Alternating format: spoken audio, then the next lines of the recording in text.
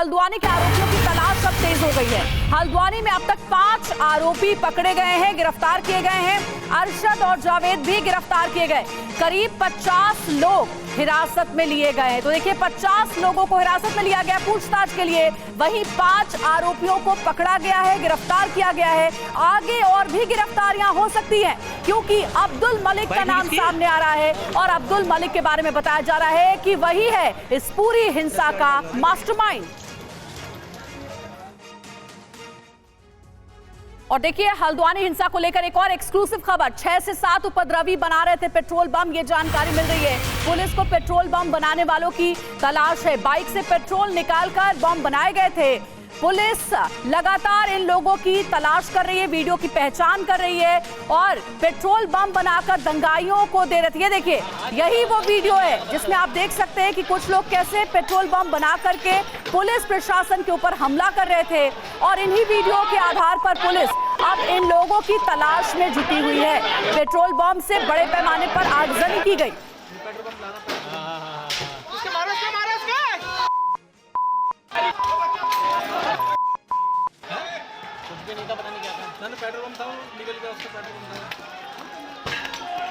और अब 2 बड़ी खबरें, 2 तस्वीरें देखिए। सबसे पहले हिंसा से जुड़ी जो बड़ी अपडेट आई है वो ये कि जिस शख्स की तस्वीर आप देख रहे हैं इसका नाम है अब्दुल मलिक। कहा जा रहा है कि हिंसा का मास्टरमाइंड यही है और अब पुलिस इसकी तलाश कर रही है। साथ ही दूसरा वीडियो जो आप देख रहे हैं ये देखिए कैसे पुलिस पर हमला किया गया, पत्थरबाजी की गई, पेट्रोल बम फेंके गए, पेट्रोल बम से बड़े पैमाने पर आगजनी की गई। ये 2 बड़ी तस्वीरें हैं हल्द्वानी हिंसा को लेकर के। और हमारे साथ हमारे सहयोगी पुनीत भी जुड़ गए, उनसे बात करते हैं। पुनीत, इससे पहले आपने अब्दुल मलिक के बारे में बताया कि वही मास्टरमाइंड है इस पूरी हिंसा का, पुलिस को अब उसकी तलाश है। लेकिन हम एक वीडियो भी देख रहे हैं, वीडियो में कई लड़के नजर आ रहे हैं जो कि पेट्रोल बम बना करके पुलिस की टीम पर हमला कर रहे हैं। वीडियो के आधार पर ऐसे कितने लोगों की पहचान की गई है, कितने लोगों को पकड़ा गया है, कितने लोगों को हिरासत में लिया गया जिनसे पूछताछ चल रही है?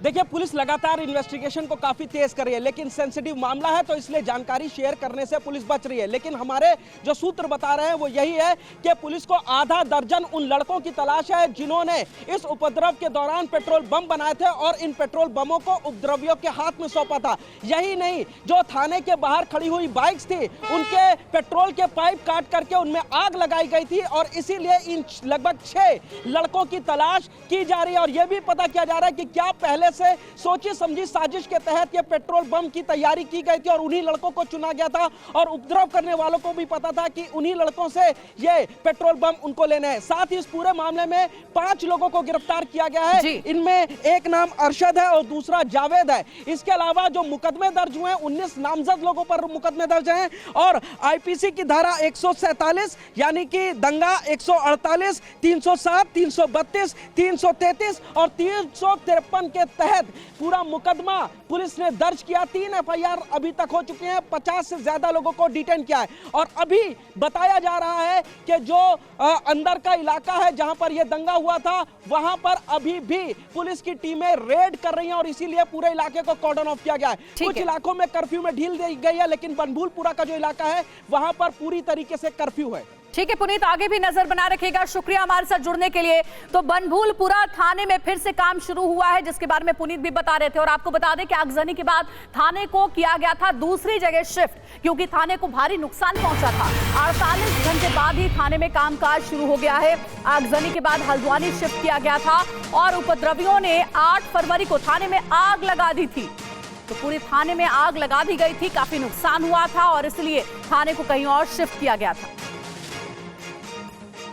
बनभूलपुरा में हिंसा और आगजनी के बाद बनभूलपुरा थाना पूरी तरह से क्षतिग्रस्त हो गया था। पेट्रोल बम इस पे मारे गए थे और इसको जलाने की कोशिश की गई थी, लेकिन दूसरे दिन ही ये थाना एक बार फिर से काम करना शुरू कर चुका है। आप देख सकते हैं कि कुछ मरम्मत के काम भी यहाँ पर किए गए हैं, दीवारों पर प्लास्टर किए गए हैं, उसके अलावा यहाँ पर लाइटें लगाई गई हैं। हालांकि पूरी तरीके से इसको रिपेयर करने में और रिवैम्प करने में समय लगेगा, लेकिन अभी जो तस्वीरें सामने आ रही हैं कि एक बार फिर से ये थाना जो है वो फंक्शनल हो गया है। अंदर आप देख सकते हैं कि कुछ आपको तस्वीरें हम आपको दिखाएं तो स्टाफ भी नजर आएंगे काम करते हुए। हालांकि क्षतिग्रस्त हो गया था थाना पूरी तरीके से। उपद्रवियों ने यहाँ पर जमकर बवाल मचाया था, जिसके बाद यहाँ पर आगजनी हुई थी, तोड़फोड़ हुई थी, सीसीटीवी कैमरे भी तोड़े गए थे। लेकिन अभी फिलहाल ये थाना आज से एक बार फिर से काम करना शुरू कर चुका है और इस थाने का जीर्णोद्धार आगे किया जाएगा, लेकिन काम यहां पर आज शुरू हो गया है। तो इस तरीके से यहां पर जो कल की तस्वीर थी वो बहुत परेशान करने वाली तस्वीरें थी, क्योंकि यहां पर आगजनी और तोड़फोड़ के बाद तमाम ये गाड़ियां यहां पर आपको हमने कल तस्वीरें दिखाई थी। लेकिन आप देख सकते हैं कि अब यहां पर इन सभी चीज़ों को यहां से क्लियर किया गया है, मलबे को हटा दिया गया है और पूरी तरीके से रास्ते को अब यहां पर साफ कर दिया गया है, जिसके बाद अब थाने में स्थिति सामान्य है। अब यहां पर स्टाफ काम करना शुरू कर चुका है। TV9 भारतवर्ष के लिए रोहित के साथ बनभूलपुरा से मैं अभिजीत ठाकुर। और वही पुलिस हल्द्वानी में स्थिति सामान्य करने में जुटी हुई है। ट्रेनों की आवाजाही भी यहां पे शुरू हो गई है, लेकिन हल्द्वानी स्टेशन पर ट्रेन अभी भी नहीं रुक रही है। हल्द्वानी रेलवे स्टेशन से हमारे संवाददाता अभिजीत ठाकुर की एक रिपोर्ट आपको दिखाते हैं। हल्द्वानी के बनभूलपुरा में हिंसा के बाद से यहां पर कर्फ्यू लगा हुआ है और कर्फ्यू का सख्ती से पालन प्रशासन के द्वारा कराया जा रहा है। और उसी क्रम में रेलवे स्टेशन पर भी ट्रेनों का जो आवागमन है वो जरूर चल रहा है, लेकिन यहां पर ट्रेनों का पड़ाव जो है उसे बंद कर दिया गया है। यानी चूंकि रन थ्रू है इसलिए हल्द्वानी से ट्रेनें गुजर रही हैं, लेकिन यहां पर ट्रेन रुक नहीं सकती और यहां से कोई बोर्डिंग या डिबोर्डिंग नहीं हो रही है। इस वक्त मैं हल्द्वानी रेलवे स्टेशन पर मौजूद हूं। आप देख सकते हैं कि पूरा रेलवे स्टेशन आपको यहां पर सुनसान दिखाई देगा, यहां पर लोग आपको नहीं दिखाई देंगे और उसके अलावा यहां पर सुरक्षा जो है वो लगाई गई है।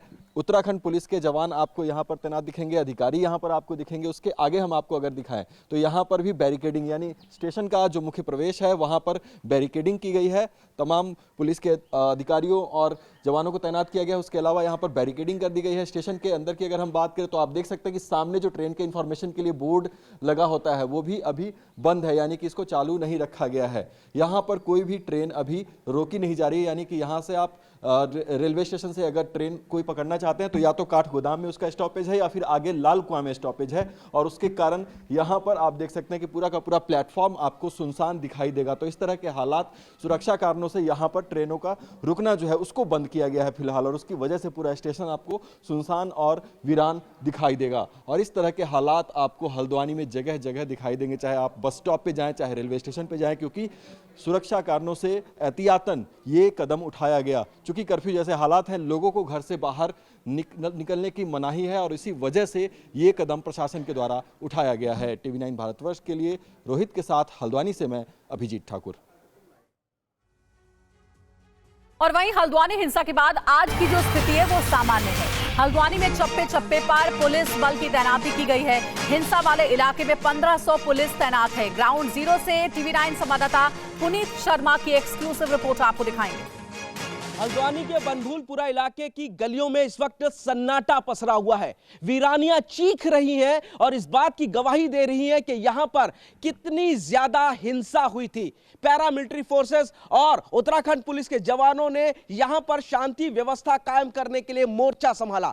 बाहर से 10 कंपनी पैरामिलिट्री फोर्सेस बुलाई गई। 1200 अतिरिक्त जवानों की पोस्टिंग सिर्फ बनभूलपुरा इलाके में की गई, जहां पर हिंसा का तांडव हुआ था। लोगों को घरों के अंदर रहने की ताकीद की गई। देखते ही दंगाइयों को गोली मारने का आदेश दिया गया और उसका फल यह हुआ कि यहां पर आप देखेंगे कि लोग घरों में पूरी तरीके से कैद हैं। कोई अपनी खिड़कियों से भी देखने को तैयार नहीं हो रहा है। देखते ही जो पैरामिलिट्री फोर्स है उनको वो खिड़की बंद करने के लिए उनको कहा जा रहा है। लोग बिल्कुल पूरी तरीके से अपने घरों में कैद हैं। दुकानें पूरी तरीके से बंद कर दी गई हैं और यहां पर हर कोई अपने घरों के अंदर कैद रहने के लिए आदेशित किया गया है। और उसकी वजह है पैरामिलिट्री फोर्सेस, क्योंकि पैरामिलिट्री फोर्सेस इस तरीके से चप्पे चप्पे पर हर गली के बाहर, हर गली के अंदर जा करके बाकायदा मार्च कर रही है और अत्याधुनिक हथियारों से लैस हुई है। हिंसा का तांडव यहां तक भी था और यही वजह है कि हर जगह पर